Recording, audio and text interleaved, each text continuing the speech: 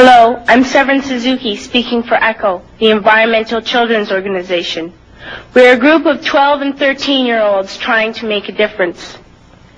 Vanessa Seti, Morgan Geisler, Michelle Quigg, and me. We've raised all the money to come here ourselves, to come 5,000 miles to tell you adults you must change your ways. Coming up here today, I have no hidden agenda.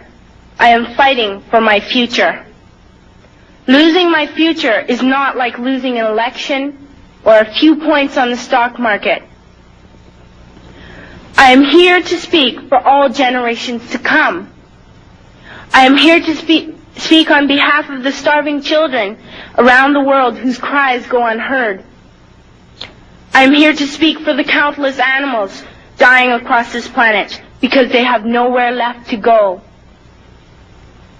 I am afraid to go out in the sun now because of the holes in our ozone.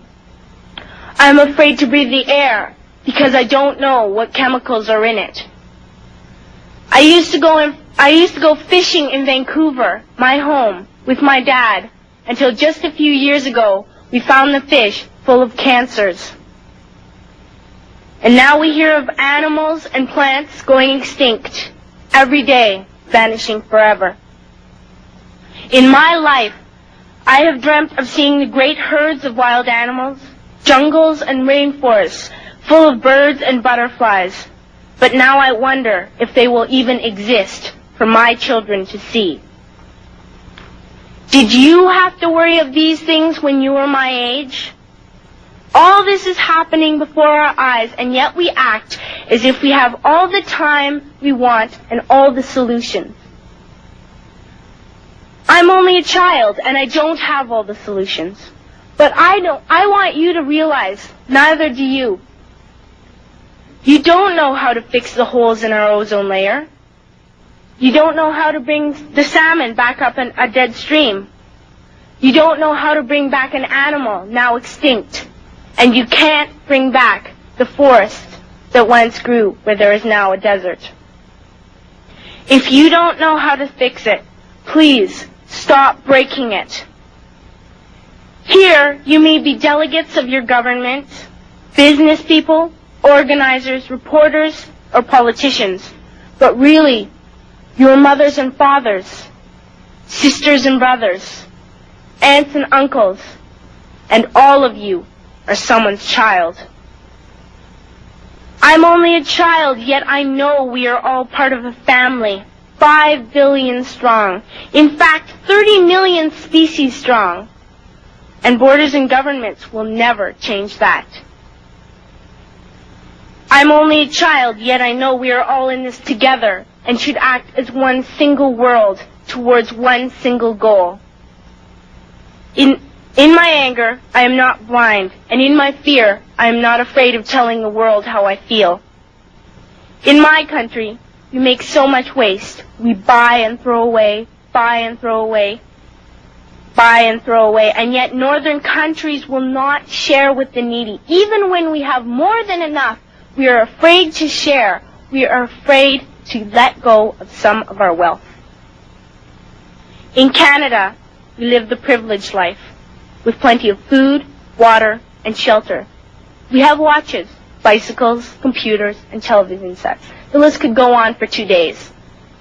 2 days ago, here in Brazil, we were shocked when we spent time with some children living on the streets. This is what one child told us. I wish I was rich. And if I were, I would give all the street children food, clothes, medicines, shelter, and love and affection. If a child on the streets who has nothing is willing to share, why are we who have everything still so greedy? I can't stop thinking that these are children my own age, that it makes a tremendous difference where you are born. That I could be one of those children living in the favelas of Rio. I could be a child starving in Somalia, or a victim of war in the Middle East, or a beggar in India. I am only a child, yet I know if all the money spent on war was spent on finding environmental answers, ending poverty, and finding treaties, what a wonderful place this earth would be. At school, even in kindergarten, you teach us how to behave in the world. You teach us not to fight with others, to work things out, to respect others, to clean up our mess, not to hurt other creatures, to share, not be greedy. Then why do you go out and do the things you tell us not to do? Do not forget why you are attending these conferences, who you're doing this for. We are your own children. You are deciding what kind of a world we are growing up in. Parents should be able to comfort their children by saying, everything's going to be all right. It's not the end of the world, and we're doing the best we can. But I don't think you can say that to us anymore. Are we even on your list of priorities? My dad always says, you are what you do, not what you say. Well, what you do makes me cry at night. You grown-ups say you love us, but I challenge you, please, make your actions reflect your words. Thank you.